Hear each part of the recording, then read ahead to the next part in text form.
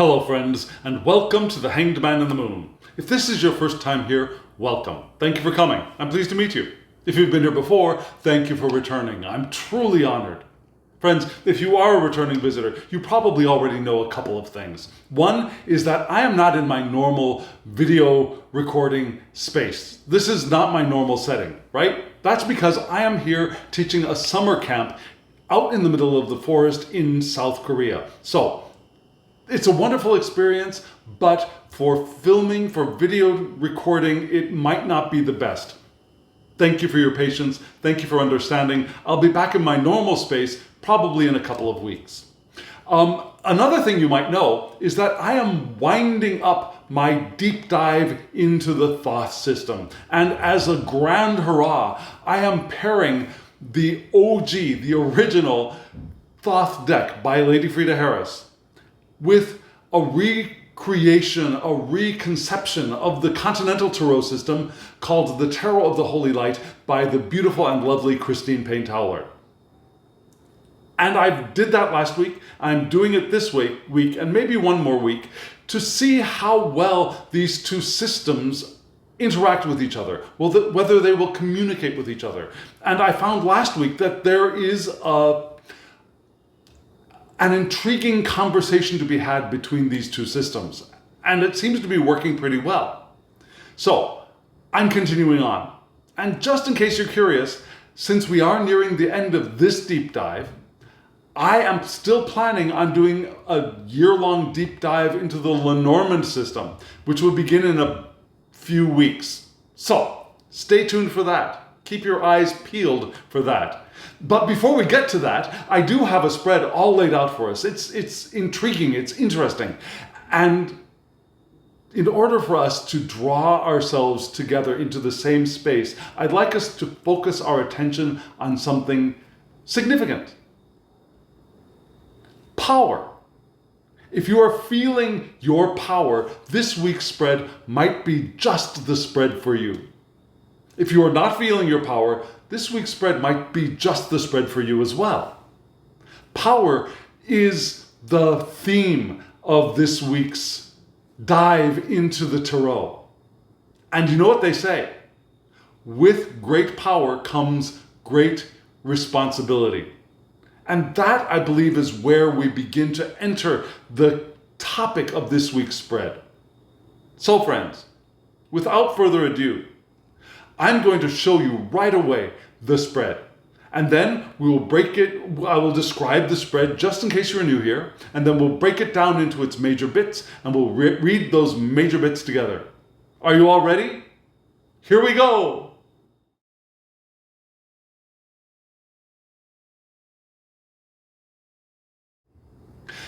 I think these three decks work beautifully together. Visually, they work wonderfully together, I think. Do you agree with me? If you agree, let me know in the comments below. If you do not agree, let me know in the comments below. I'd love to hear what you think.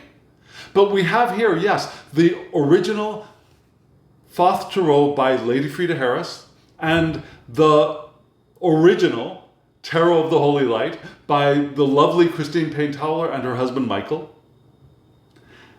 And we have an oracle deck, right? So you saw that there were 5 pairs of cards plus 2 oracle cards, right? The 5 pairs of tarot cards are each laid out in what is called an elemental spread. This is what I call my elemental spread.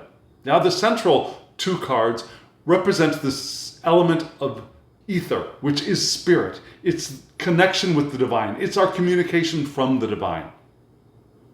The upper left-hand corner is the element of fire, where we have our passion, our sexuality, our libido, our drive, and our passionate creativity.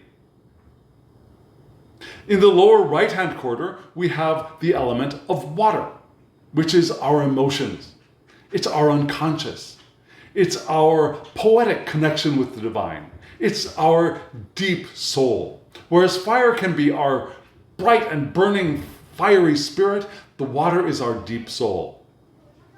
And I'm reading these spreads in the way of elemental dignities, which means that each one of the elements has a pair that is has three different pairs. Well, four, actually.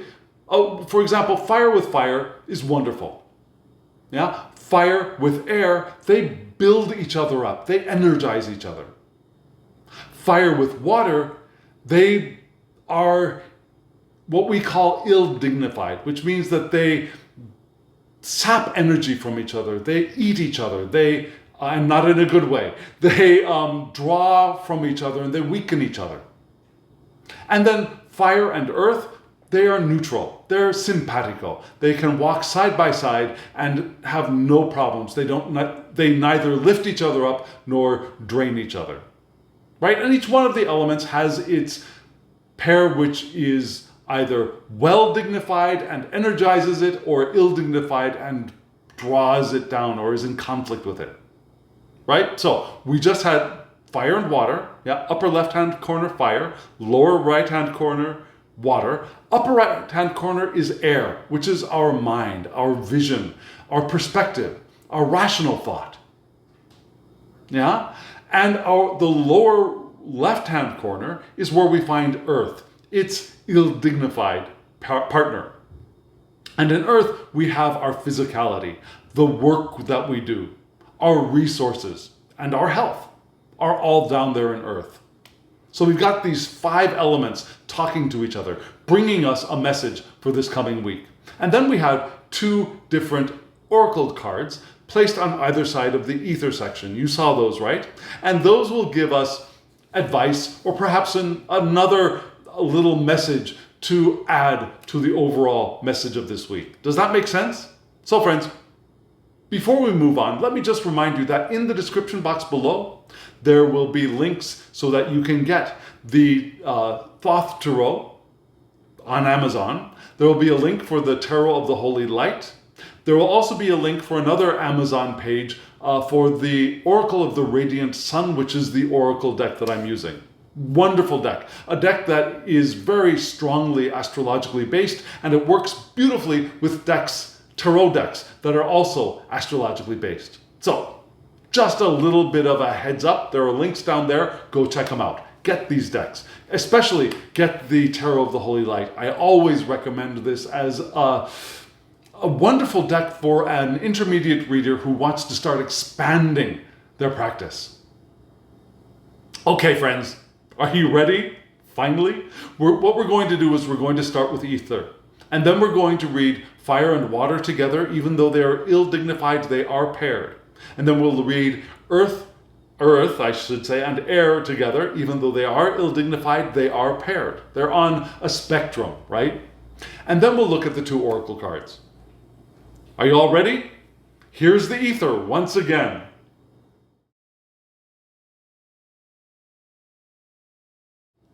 The ether cards you just saw, from left to right, were a magnificent Prince of Wands, right?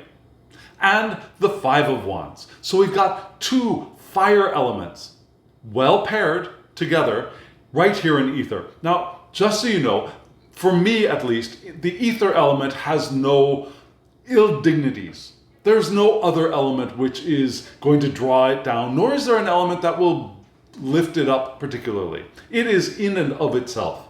That is the fifth, which encompasses all. Does that make sense? And this time, it's really encompassing two fire cards, right? We're starting off with the Prince of Wands. And I think this is just a very beautiful and very powerful card. Do you agree? You see the prince there on a chariot being pulled by a powerful looking lion, which also looks a little bit happy.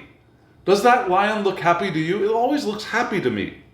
I mean, not happy like smiling, goofy happy, but this lion looks like, I'm moving forward and I'm going to do it, and this is my life and this is perfection.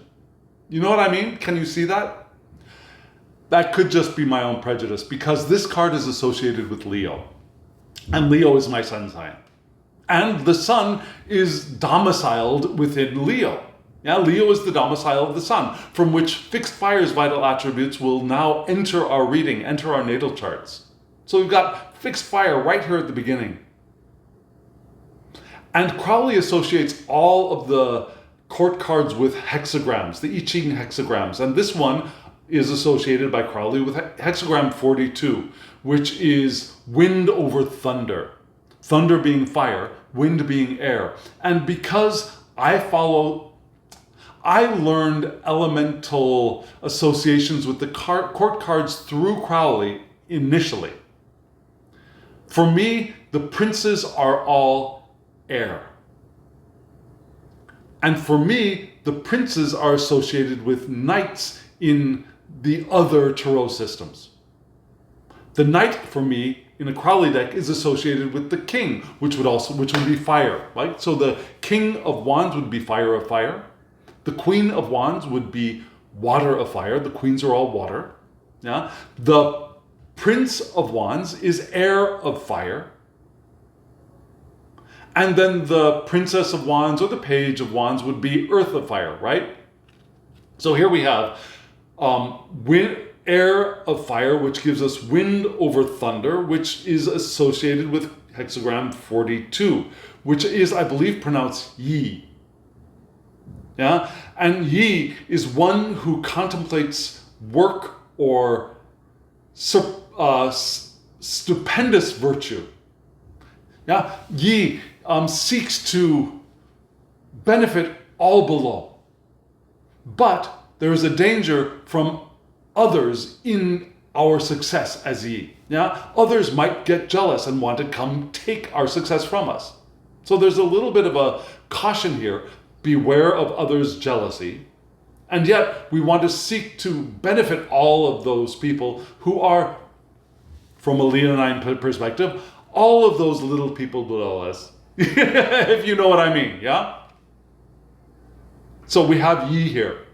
Yeah? There's the work of stupendous virtue, but also to help those below, which is perfect for Leo. Leonine people are very generous, they're playful, but they also have a lot of pride. And they're a little stubborn because they are fixed signs, of course. So we have that entering our reading right away. So here we are expansive, and we have expansive energy, but that energy can be all-consuming, and it can be volatile. Which is why this card keeps bringing to mind that idea of great power, but with great power comes great responsibility. What kind of responsibility? The responsibility not to let it get out of control, not to be used for ill purposes or for it to turn destructive, right? For example, nuclear energy can be wonderful, powerful, beneficial, and it can also be highly destructive, even planet-killing. So, with great power comes great responsibility. With this power, we could crack open any locked doors, but it's also a very burdensome energy to carry for long periods of time. Imagine carrying a radioactive element, a powerful radioactive element. For a short time, use it, put it down, and get away. We're probably okay. But you use it, you keep carrying it, and you keep carrying it, and you keep carrying it, and there's going to be radiation damage, right? So that we can imagine a little bit of that here as well. We've got this power. It can open anything, but we don't want to keep carrying it with us everywhere we go because it's burdensome. It could be damaging to us as well as others. And we might want to be aware that our resources may have already been consumed impulsively. There's an impulsive nature to the Prince of Fire, the Prince of Wands. And this card, while powerful, volatile, is not a good base for present or future actions. If we have a base, this kind of power is magnificent. But without a base, this power has nothing to root it, has nothing to stand on. It explodes, right? So we want to be a little bit calculating based on our values rather than reason. Values here are going to be more important than our mind, than our thought processes. We want to base our ourselves. We want to create our foundation on our sense of values, of what is right or wrong. Our logical reasoning could lead us off in the wrong direction without any values as the foundation. So we want to have our values here. And we want to know that we can set things alight, which can be good, but there can be negative consequences to burning down things. Yeah, we could end up burning down our house. We could end up burning down that foundation that we're setting on our values. So power, but be careful. And we may be questioning whether our sense of entitlement is applicable here or not. Leos feel very entitled, just saying. And is that sense of entitlement appropriate, applicable? Or is it fantasy? Is it fiction? Is it inappropriate, if nothing else? And we might be holding on to some old aspect of self, which could end up turning us just a little bit cruel, rather than releasing the old and allowing ourselves to lighten, to alight, right? To alight on a foundation of values, used appropriately, and setting us that power aside for later when we don't need it.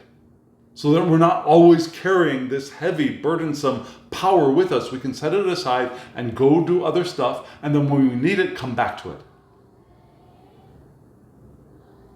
On our foundation of values, knowing we have the power to open all things up, and being aware that we might inadvertently burn down the house if we're not careful. So we want to be careful. We want to add as much precision as we can to these times when we feel powerful. Which brings this next card beautifully into our reading. The Five of Wands in the Tarot of the Holy Light.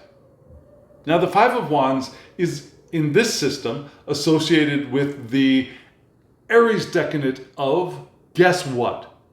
Leo,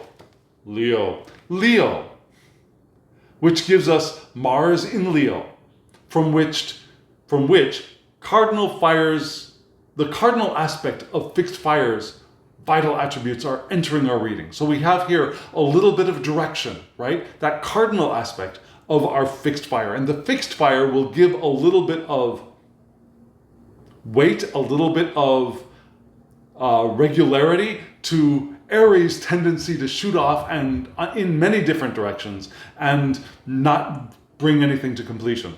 Leos can bring things to completion, can be a little bit stubborn getting the job done, right? So we have that. We also have an exaltation because it's the third decadent. Yeah, the exaltation is the sun in where? Aries. So we have all of this all bound together. The sun in Leo.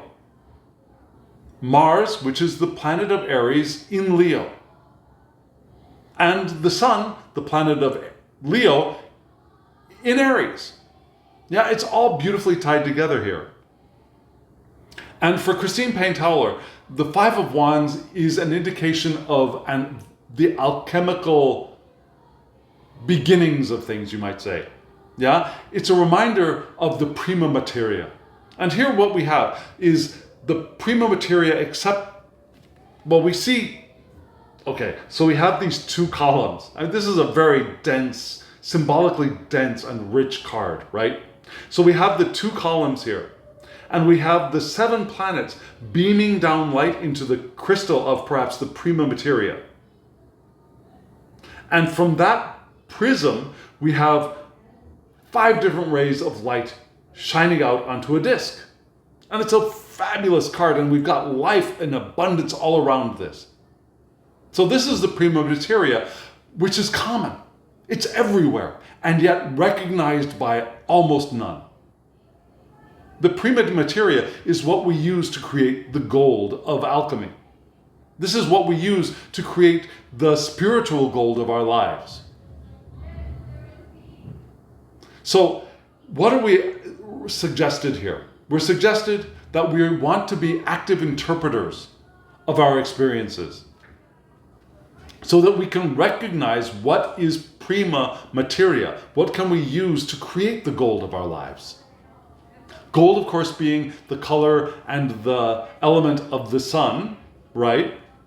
Sun, Leo, here we've got the sun in Aries, all that is tied in together.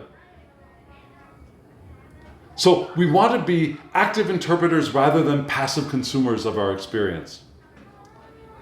And we want to, as we interpret, we want to skim off the dross, which is part of the alchemical process, yeah? We let it boil in our crucible, and we skim off the dross, the scum off of the top, and we purify, and we purify, and we're left with the gold of our experience. We're left with the jewels of our experience.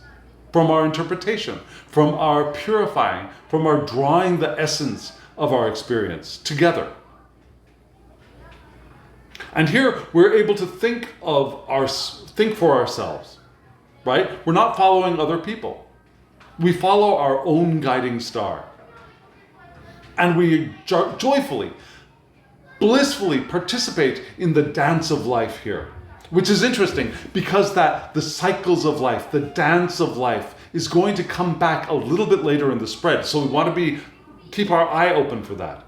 But here we joyfully participate in the dance of life as we interpret our experience, and we grab the prima materia, we do the work of alchemy, we purify it, we get rid of the dross, we what do we call that? We skim the dross, and we are left with the gold of our lives. We become the gold of our lives. Right? So this is what our message from Spirit is. We've got the power. We want to use that power well. We want to make sure that we don't attach ourselves to the power either.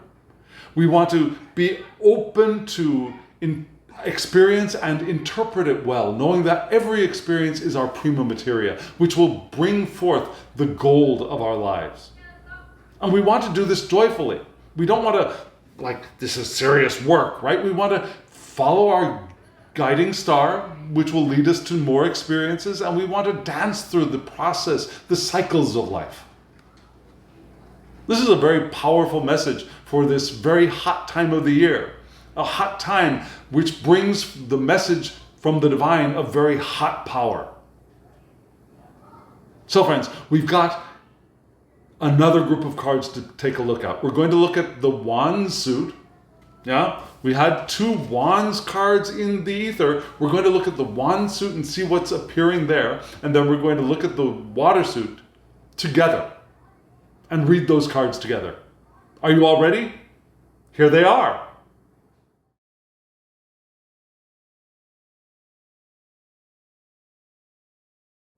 Friends, you just saw the 2 cards for fire and the 2 cards for water, right?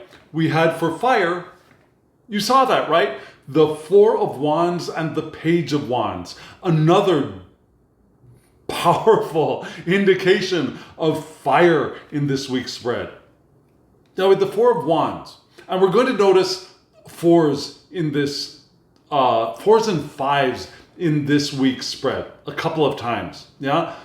Because in water, you just saw in the water section, we had the 4 of discs and the 5 of discs, right? We had the 5 of Wands up in ether. We have the 5 of discs in water. We had the 4 of Wands in fire, and we have the 4 of discs in water. All very, very interesting. Don't you think? Well, let's see how interesting it actually ends up being. So let's start out with the cards for fire, right? So fire of fire is wonderful. Yeah, they're like kissing cousins. They're twins. They work like one family. A well-functioning family, right? So here we have the 4 of Wands. And for Crowley, the 4 of Wands gives us Venus in Aries. Venus in Aries. And you can see on the card, we've got the doves representing Venus, and we have the rams indicating Aries, right? And behind these four crossed wands is a bit of fire, but it's a very green, it's a vibrant card to me. So people who have Venus in Aries are passionate and dynamic. And that's part of what we want to have in our fire element, in our passion. We want to be passionate and dynamic. We want to be passionate and dynamic creatively as leaders, as spirit. So for Crowley, the Four of Wands indicates completion. And completion might satisfy us, but we also want to remember that nothing stays the same. And that is another idea that is going to be important for us a little bit later on in this spread. Now, nothing stays the same. So with all of this power that we're talking about, with our successes, we don't want to attach ourselves to our successes. Right? We want to allow the completion to be, but not get attached to it because we know that nothing stays the same. And we don't want things to stay the same because that's stagnation, and stagnation is death. Here, clear boundaries are recommended. We don't want to get too up close and personal with anything or anyone in our lives, right? We want to have space, a little bit of space, clear space, for us to use our power without damaging ourselves or others. Here we have promises fulfilled. Within that space of clear boundaries, we can fulfill the promises we've made to ourselves and to others. And we have a foundation here for future progress, for change, for transformation. Yeah? So this is part of that set of values from which this is part of that set of values which will be the foundation for the Prince of Wands, right? Right here in the fire suit. It's a milestone. We allow ourselves to celebrate those things we've accomplished, those successes we've had. And even though we just might not have an intention to expand or to modify a situation, it can't remain the way it is forever. And we don't want it to remain the way it is forever. We don't. We really, really don't. We want to allow it to be as it is, celebrate the milestone, and allow ourselves to move on. Right? Move on. And so we've got this brilliant, brilliant Page of Wands by Christine Payne-Towler's husband, Michael. Fabulous card. You see the page there with all his boy bits man bits. The pages in this deck are not children, which I also like. Yeah, the page is holding a wand. The page is holding an alchemical symbol. The page has fire radiating behind him. He does have male bits. And the page has wings, but also a moon on the head, connecting the page to the cycles of the moon, to some feminine qualities, because the page is the servant of the queen in this system. Yeah? The servant of the Queen of Wands, who is associated with, I believe, Sagittarius. So this page brings in the connection to Sagittarius, to our Leo Aries powerhouse, with both the fire element of the spread and the ether element of the spread. We've got a little echo of Sagittarius here. And Sagittarius is the domicile of Jupiter, so we've got a little bit of mutable fire's vital attributes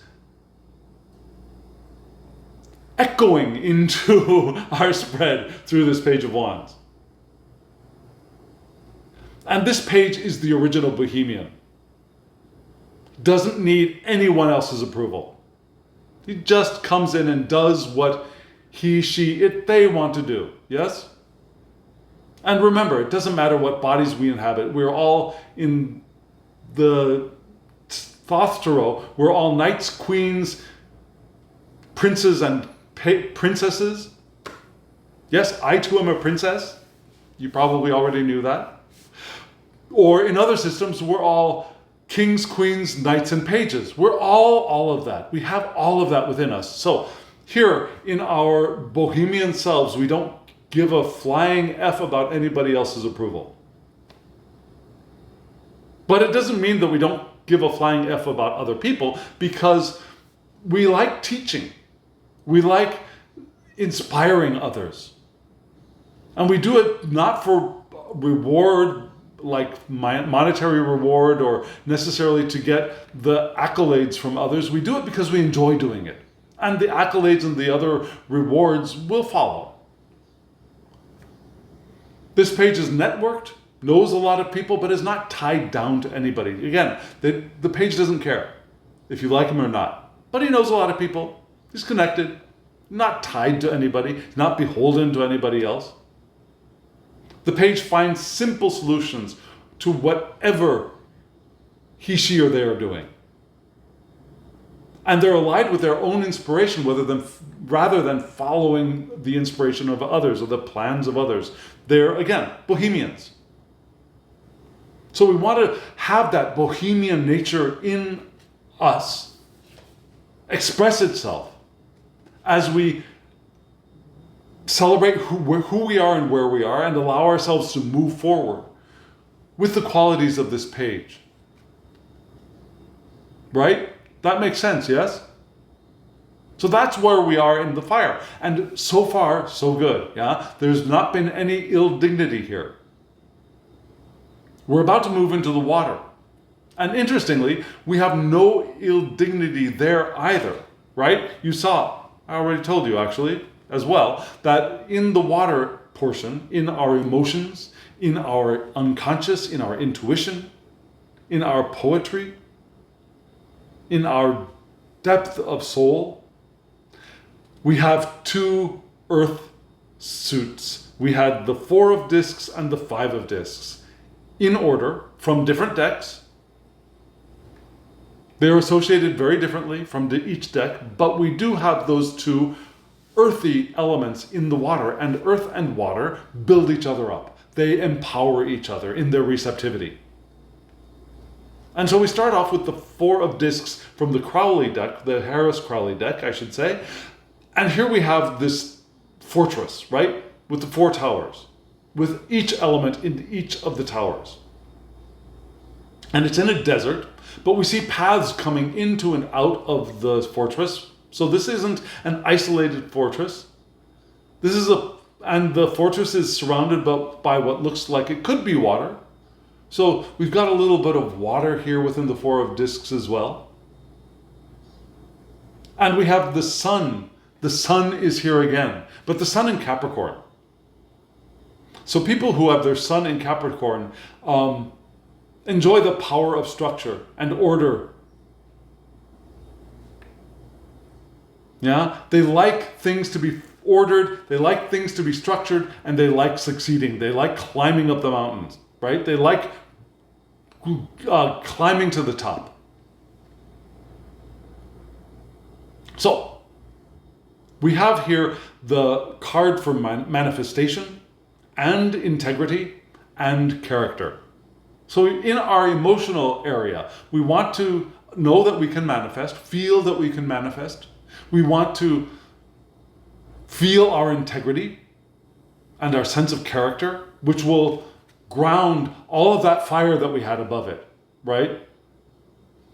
We want to organize our emotions, right? We want to, wrong system, here we go. We want to organize and make arrangements here in our emotional lives. We want to be able to negotiate with other people, to form accords, agreements with other people. And we would do that with emotional connections. Again, because we had the Page of Wands, we're not tied to them, we're not bound to them, but we are in agreement. We have negotiated. We have emotionally settled a relationship here. But it's not stationary. Even though this structure looks like it's fixed in stone, it's not a stationary one. It's a form through which movement occurs. Now, resources come in, resources come out. It's a living ecosystem of an economy here in our emotional lives. And we can gain money or influence, but it's not like the Four of Pentacles in the Smith-Waite deck, where we've got the guy clutching onto his resources and not letting them go. This is one of a living ecosystem. And interestingly, while we are dependable, we also want to make certain of our friends. Yeah? We want to settle any differences. We want to bring everything to a calm rest. Any outstanding debts, emotional debts, we want to smooth them all out before we keep going forward. And if we do all that, the necessary power, the power that we want, will be granted. If we have smooth emotional relationships and an ecosystem of resources is flowing in and out. And we have formed emotional bonds, accord, agreement. And this card is here paired with this phenomenal five of discs from the Tarot of the Holy Light. We have the Cross of Matter here. You see the cross? Whoa, whoa, whoa. The card just went flying. I'll be right back.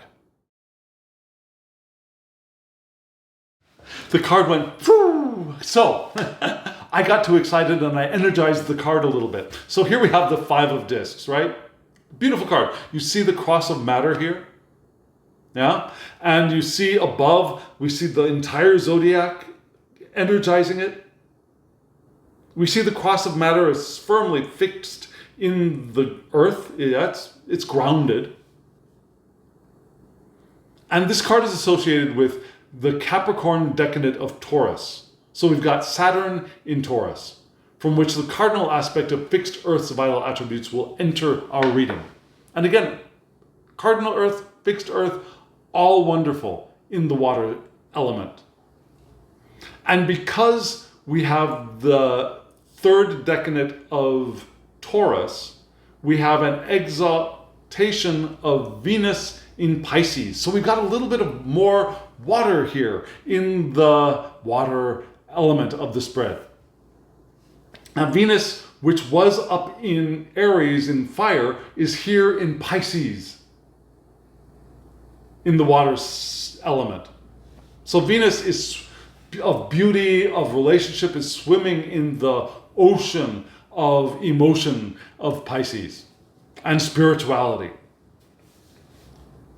And yet here we have the idea of the individual grounded in the cross of matter, imagining infinite worlds. So imagine that we are here in the cross and we imagine the multiverse above us, indicated by this part, yeah? Potentials demanded to be actualized here. Life demands a response from us in this card. With the Four of Discs from the Crowley deck, from the Harris-Crowley deck, now we've got that power, we've got the organization, we've got manifestation, and this card is calling us, so do it, yeah? I can English. Potentials demand to be actualized is what I said, right? Current circumstances are energetically charged. Attraction is intense. We're attracting what we need, what we want, what we're focusing on, which can sometimes be things that we don't want, but we are attracting things and people and events and emotions. And even if our will is not focused, something is bound to happen. So we want to focus our will. Because if we don't, whether intentionally or accidentally, something's going to be coming. And if we're not focused on what we want, if we're attracting random crap into our lives, we are the ones attracting that random crap. So we want to focus our attention here. We have a potential attraction between people as well, which is great for that, the emotional water element that we're in now. We can form relationships. But even though attraction is happening, this card is not guaranteeing a deep bond. There's attraction. There's the drawing of emotion. But it's not necessarily grounded. Even though this card, we are grounded as we imagine, and our potentials, we are demanded to be actualized. The relationships are not grounded necessarily. They're watery.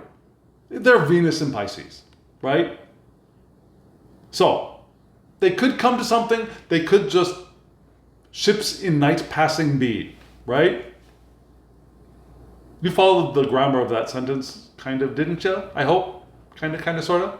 Okay, so that's where we are in water. Now, emotionally, we've got a lot of power here too. Nothing has been ill-dignified. Nothing has been rubbing up against each other yet so far, right? Either of the same house, fire and fire, or they've been well dignified, water and earth. And so we're about to jump into the the air element and the earth element of this spread. Are you all ready? Let's see what we've got there. Here they are.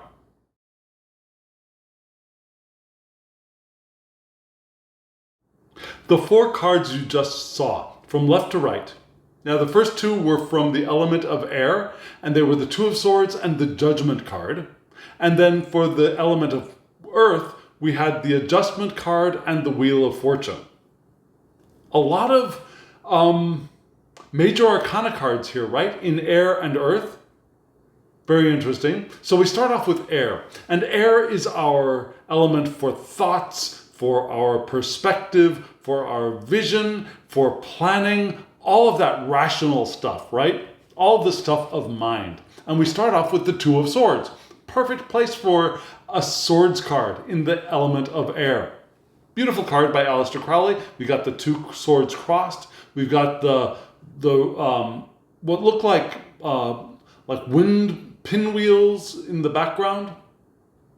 And we've got a sword at the bottom holding up the astrological sign of what looks like Libra. Yes, it's Libra. Sometimes in this deck, it's a little hard to tell which one's Libra and which one is Aquarius to me. But this is Libra, and then the sword above it at the top is holding up a crescent moon, pointing up, right? So the 2 of Swords is titled Peace for the Harris-Crowley deck, and we have the moon in Libra. Now, the people who have their moon in Libra are apparently excellent planners and strategizers. They're both positive and sympathetic, right? Because of that Libran attitude. But the moon gives them a little bit of softness, I guess, a little bit of a relationship, a little bit of the feminine emphasizes the feminine aspect of Libra. And for Crowley, here we have peace, but peace is a dynamic process. It's not a stagnant, a stable, a fixed peace. It's a piece of dynamic flow, of exchange, right? It's a piece of a living piece, if you will. And so we're asked to think carefully and quietly. It's not time to disturb the peace.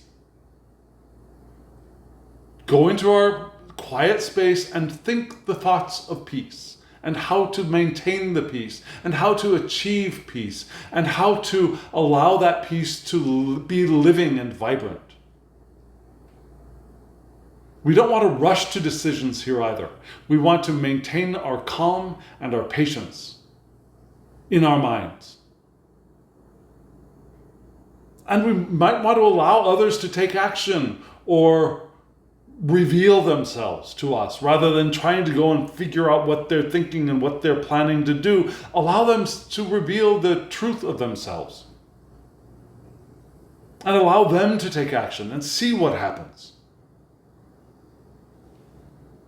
This is a time to do a little bit of waiting mentally. Now remember, our passions, our leadership, our fire, our emotions are very different, but rationally, we want to be a little cool-headed now.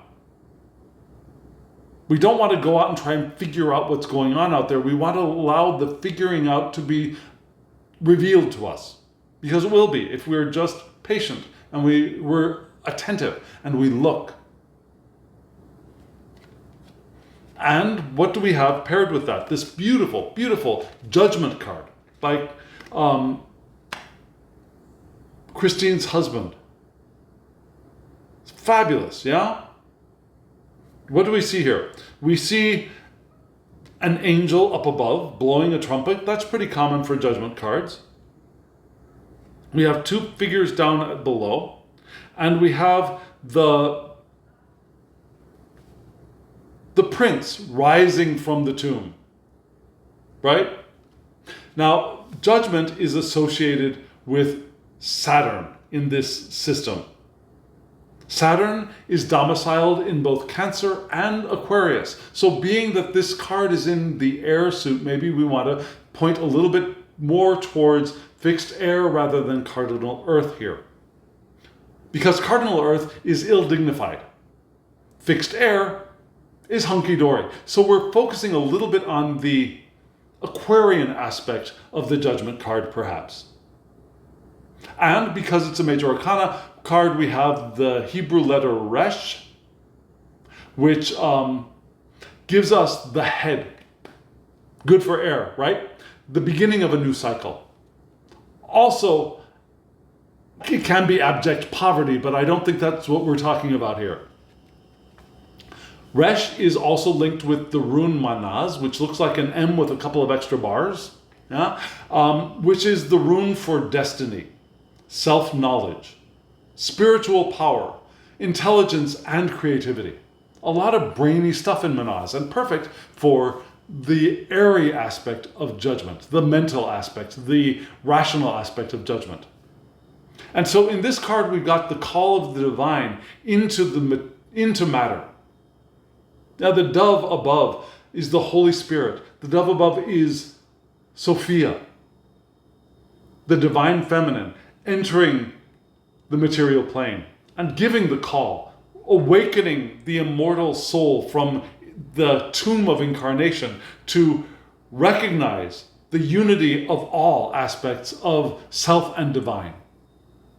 Now, the angel above is calling us. Sophia is calling us to wake up from the trap of the material to the realization, the enlightenment, the realization that all is one. We're not separate from the divine. We're not separate from Sophia. We're not separate from the tree of lights, otherwise known as the tree of life, right? Here, we gain control over our vibrational frequency and how we express ourselves in the world, which is great because remember, we had that card in the emotional area, in the water element, which is we're going to attract, we want to be clear, if we're not focused and we attract randomly, we're going to attract a lot of stuff that we don't want. But here, we've got that idea of we have control. We have the possibility to gain control of our vibrational frequency and how we express ourselves in the world, and therefore, what we will attract. Right? We can also resolve opposites, or we're called to resolve opposites in this card. Hot, cold, spirit, mortal, male, female, yin, yang, or in Korean, yang. We want to recognize the errors that we have done, we've made. That's the word, we've made errors. We want to recognize the errors that we've made. We want to forgive the transgressions of others. And in doing so, we will then be able to recognize that we are the image of the divine. We are the divine, right? There is no separation. And because we've got Saturn here, Saturn's going to do some cutting. Yeah? He's going to cut up, well, you know what they say, right? So here, Saturn cuts through form and releases the light. So there might be a little bit of violence here in order to release the light within. And that's what this card is calling us to do, to release our inner light, to recognize the inner light, to recognize that we are the image of the divine within unity. I don't like all that without and separation, because there is none of that, right? So we wake up to the truth of the unity of all that is, that we as image of the divine are united with and one with eternally the divine.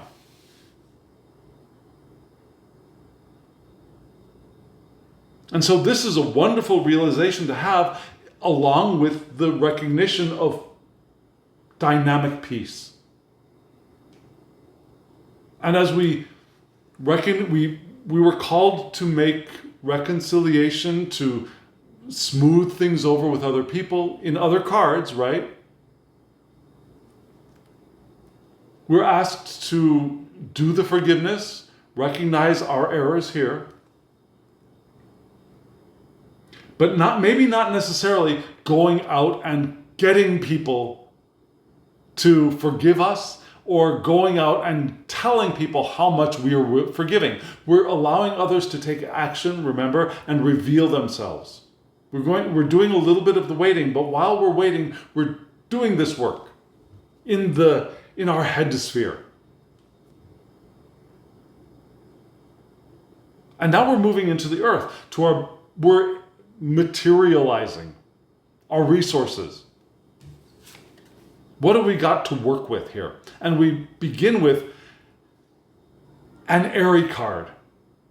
So what we're materializing, there's a little bit of ill dignity here in the first card, the adjustment card.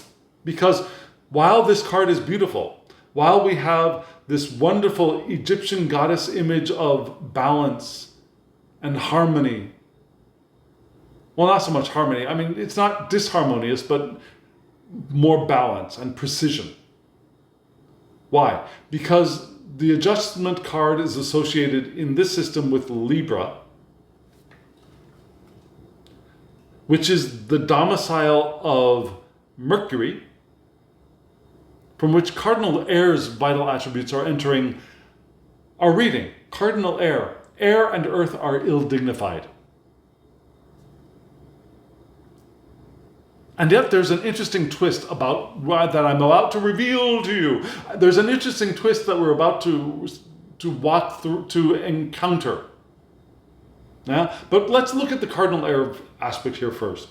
Now, according to Crowley, adjustment connects Gebra and Tippereth. So it connects our heart, it connects beauty with surrender. No, I'm sorry. Not with severity. The severity of cutting things off, of boundaries, of limits, of rules and regulations. Right? That's severity. It connects our hearts with severity, which gives us the idea of adjustment, or in other decks, justice, right? Now, because it's adjustment, because it's a major arcana card, it's connected with the Hebrew letter Lamed in this system, which is an ox goad, something you use to poke your ox to make it get moving. Yeah, it's also the Hebrew letter for learning and teaching. It's education from both sides. We learn, we teach. Lamed is connected with the rune Jera, which looks like both a greater than and less than symbol connected, joined, something like this. Yeah, that's Jera, which gives us the idea of cycles, harvest, reward, harmony, abundance, the cycle of life, all of that. And it's cycles because the harvest is part of a cycle. It's the reward of the cycle. So it's also rewards and it's abundance. That makes sense, right? So we've got all of that here, which is interesting. For Crowley, the adjustment card is balance, but the balance which is in a very delicate position. This goddess figure here has both of her feet, not hands, her feet. Imagine that these are feet pointing down instead of up. Yeah. So if these are pointing down, but my arms don't go that way very well. Yeah. This is down, this is up. So the feet are here meeting each other, and between the feet is the blade of the sword. And it's the sword that is what the goddess is standing on.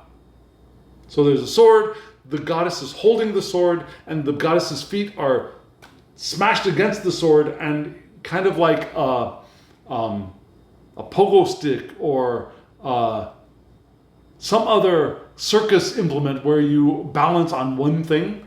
Now this goddess is balancing on the sword. So it's a very delicate balance. A little bit can knock her off of her balance, I should say.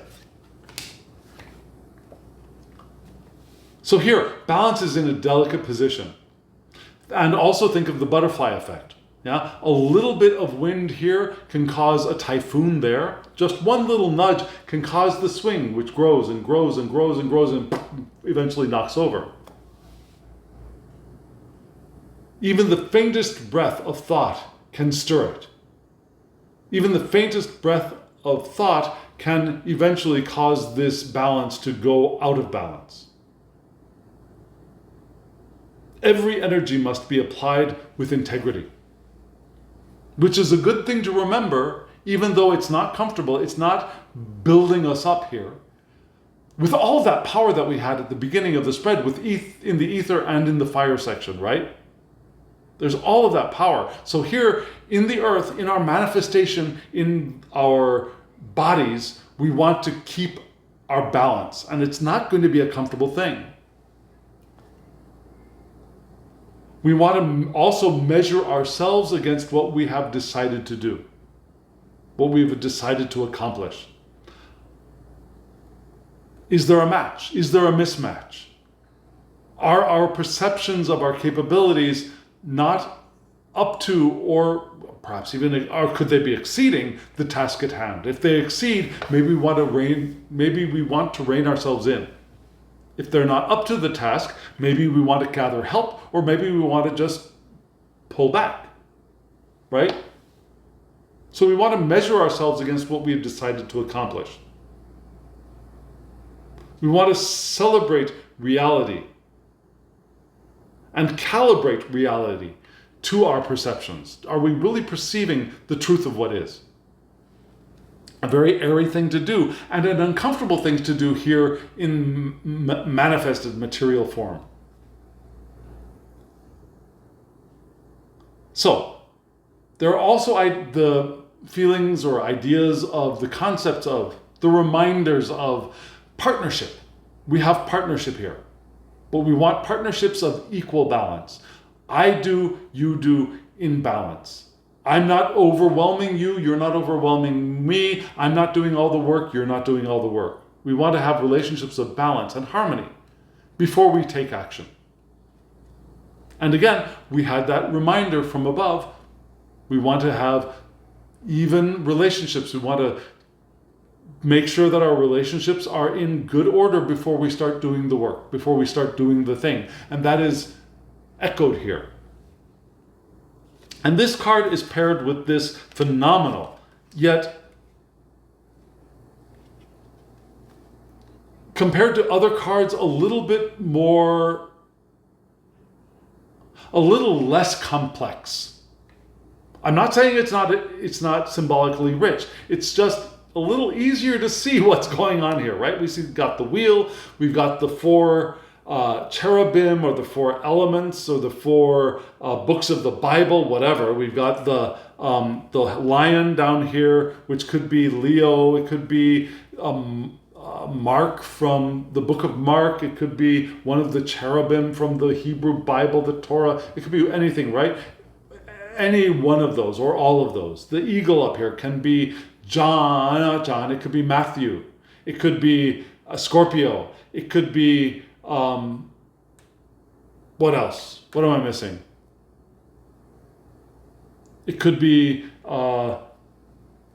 Anyways, let's move on to the angel, which is John, maybe in the Bible, the book of John, or it could be Aquarius in the. So yeah, then of course there's Taurus down here, or the bull, which could be Luke in the Bible. You choose. So we got this beautiful Wheel of Fortune card with the wheel. We've got the lion-headed sphinx on the top. We've got the human coming up. We've got the beast going down. Fabulous card. And the Wheel of Fortune in this system is associated with Virgo, so we've got Earth here. Virgo, which is the domicile of Mercury. And so we had what? We had Mercury here in Libra. I'm sorry, no, we had Venus here in Libra. Bad boy. Venus here in Libra. Here we've got Mercury in Virgo. So we've got mutable airs, vital attributes entering our reading. And yet, very interestingly, remember, this connects Gebra and Tippereth. This connects Tippereth and Gebra. They both are in the same part of the Tree of Life, though different systems. Interesting joining of two close yet different cards. And yet there are other similarities, because the systems are read differently. But we'll get to that in just a second. Though this is linking Tippereth and Gebra, the card is associated with the Hebrew letter Yod, which in Yod He Vav He, the Tetragrammaton, the divine name, right? This is the first letter, Yod, the first male letter, Yod, which is the letter representing hand. It looks like a little apostrophe, if you ask me, but it represents it's the symbol for the hand, the human hand, also the hand of fate, the hand of creation. You know, like God reaching out to touch Adam, the hand of creation. Because it's Yod, we have the rune Naudis, which looks like a vertical line with a little angled hash in the middle. Kind of looks a little like a top, an old style top. Anyways, it's Naudis, which means desire, but also need. But also desire and need joined together, creating innovation. Right? It's need is the mother of invention. Yeah, desire, need, innovation. Also disruption and desire, which become creative. That's all nowadays. The desire to overcome the disruption gives creation, right? Crowley associates this card with karma. Interestingly, Christine Payne-Towler associates this card with the law of karma, which Crowley assigns to adjustment, I should say. And what we put out will come back to us. It's that cycle of action-reaction that Christine Payne-Towler is pointing towards. So here, nature has embraced all of us in its cycles of life. All cycles, daylight, nighttime. Now the cycles of the moon, the cycles of the season, the cycles of our lives. Right? Birth, growth, maturation, death, rebirth, growth, right? That cycle of life. Nature has embraced all of that. And the challenge is to cooperate with the cycles. Now remember, this card is Virgo. Virgo is an earth sign. Virgo is appropriately dignified within its own earth element, right? So this is the most powerful card in this element, the Wheel of Fortune, because it's the one that's in its natural home. And this card is reminding us to cooperate with the cycles of life, to surrender to larger forces, right? And yet, once we understand our place, we can ride the wheel. Perhaps with less bumps in the road. Because if we find our place, we might be able to move closer to the axle of the wheel where things are smoother as we move through the cycles. Because we're not fighting them, we're not reactive to them. But as we surrender to what is, we can still be intentional. According to Christine Payne-Towler, we can be intentional about where we fit into the wheel. So we find our place intentionally. We surrender to what that means and we ride the wheel, creating as little disruptive karma, reactions to our actions, as possible. Does that make sense? And so, because of that, because we've got the idea of karma here in both of these, we've got the idea of Tipreth and Gebra, our hearts, our beauty connected with severity. In these cards, I think that connection will help ease this card in our reading so that we can do the work, even though it might feel uncomfortable, of finding balance, while we also find our place on the wheel, intentionally. And in doing that, we do the work of creation, right? We do the work of allowing innovation, allowing ourselves to innovate, to create the new, and to cooperate with the cycles of life, the cycles of that, all the multiplicity of cycles that we're engaged in. That makes sense, yes? I hope so. We're about to look at 2 oracle cards to see if they're going to give us advice or if they're going to give us another message, a cooperative message to this reading. Are you curious? Let's take a look together.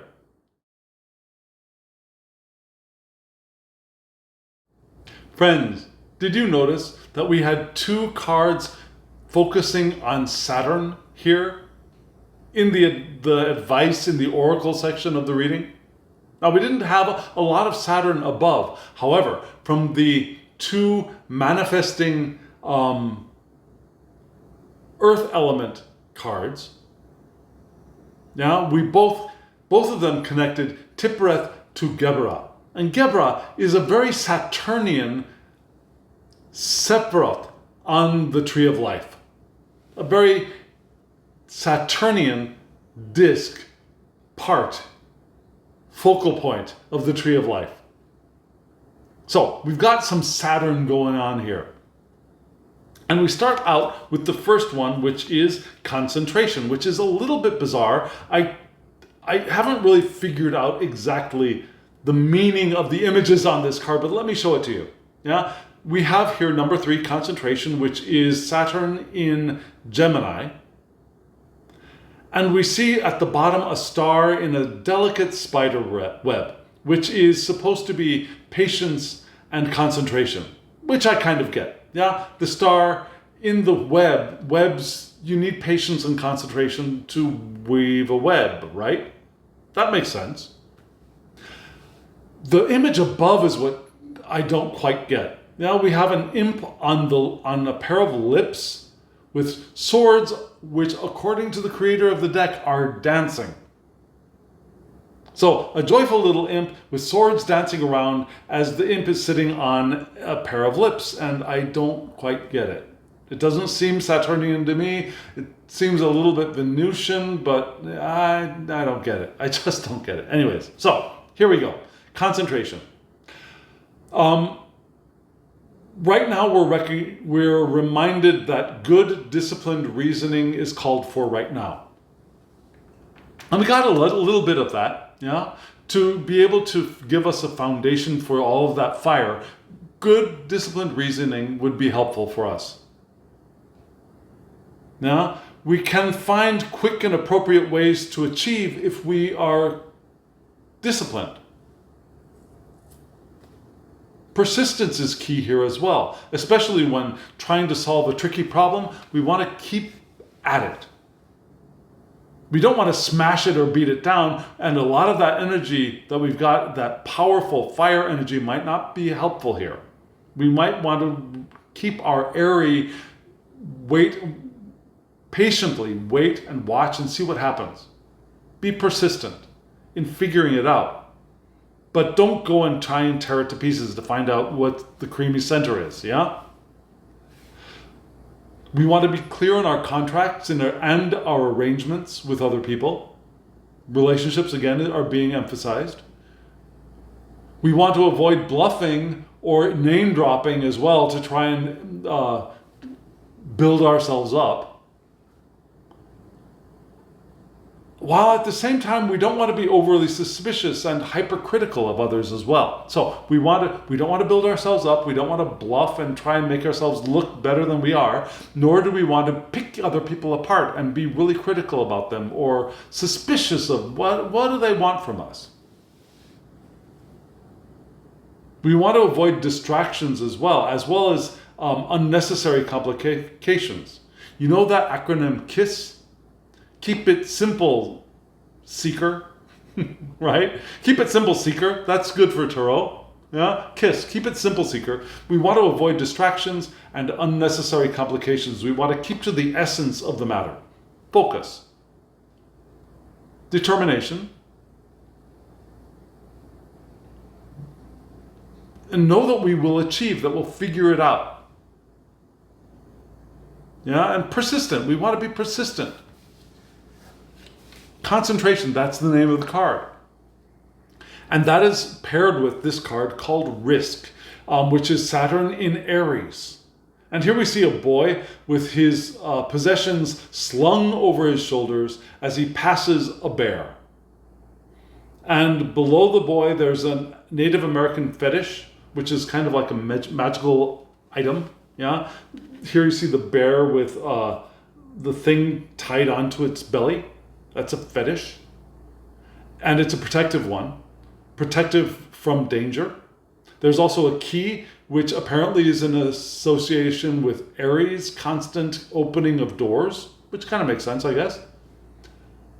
And we see a tree with stars, which reminds us of the fruits of Martian courage, according to the creator of this deck. Yeah? So we've got Saturn in Aries, Mars, which is the domicile of Mars. So we've got that Martian courage. The Martian and Aries opening the doors. What's there? What's there? What's there? What's there? What can I get? What can I do? What can I make love to for in the smoothest language? Here we have initiative and individuality and activeness of self-control and disciplined energies are required here. We want to work to make achievements possible.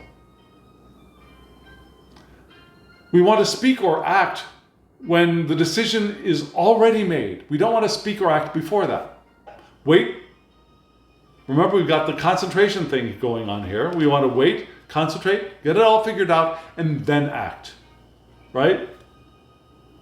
We might need patience with Saturn's restrictive common sense, right? We might want to get going, do things, open the door, find out what's back there, but patience is asked for, and it might be a little frustrating. So we might need an outlet for that frustration that might come from the pent-up curiosity and desire to do stuff. We might want to find an outlet so that we can have the patience and do the work that will get us the rewards that we seek. And we also want to have a sense of humor while we work. We want to relax, take a measured risk. Don't take it too seriously. Allow some humor. Find outlets for our passion, because we've got to be focused. We want to be concentrated. We want to not act or do until we've got it all figured out. And then once we do that, when we've got it all figured out and we act and do, we'll be successful. And I think that's a good bit of advice for this entire spread, don't you think? If you do, let me know in the comments below. If you do not, let me know in the comments below. I'd love to hear what you think. And friends, Thank you. Thank you for hitting the thumbs up button, and thank you for subscribing to this channel. You help bring this channel into the front of the eyes of other people who might be interested in seeing this content. And also, if you want a reading from me, my email address is below, thehangedmaninthemoon@gmail.com. Shoot me an email, we'll get you a reading. Okay? Whatever you want. Continental Tarot, Thoth Tarot, Smith-Waite Tarot, Tarot de Marseille, big reading, small reading, ancestral reading, anything. I am here for you, and I enjoy reading for you. So thank you. Thank you also to those people who ask for readings. I love doing that. And now, as always, I wish you love, joy, well-being, and pure awareness. Thank you.